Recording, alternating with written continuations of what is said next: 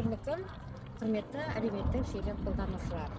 Мен Қозыбанова Кадиша Нарқайқызы, Түркістан облысы Жетісай ауданы Жетісай қаласында орналасқан номер 7-ші тұран мектеп гимназиясы коммуналдық мемлекеттік мекемесінің мектеп директорымын.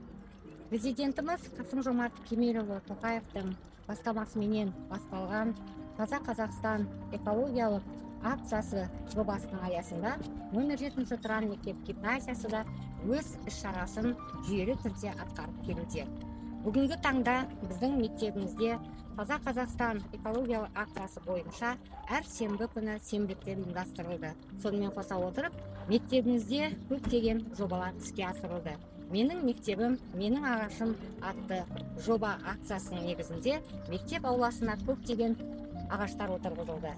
Ата-аналар, оқушылар, мектеп ұстаздары менен осы іс-шаралар толығыменен атқарылды.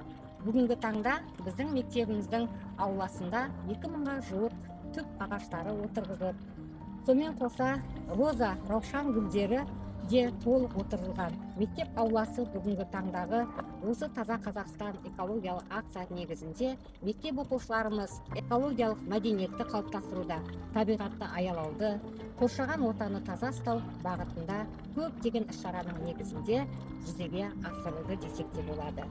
Айтатын болсақ, мектебіміздің ауласы бүгінгі таңда көгалдандырылған, гүлдер, раушан гүлдеріміздің барлығы толығымен ашылып, жайқалып тұр.